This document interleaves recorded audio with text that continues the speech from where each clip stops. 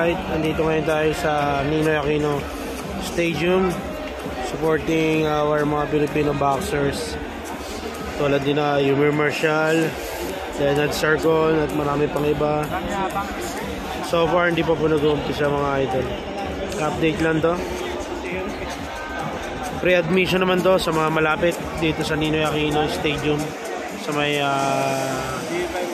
malapit sa Malate. Pwede kayo pumunta mga idol.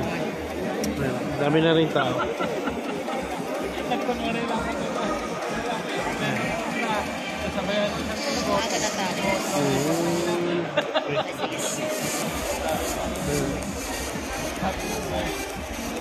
Update lang to, update.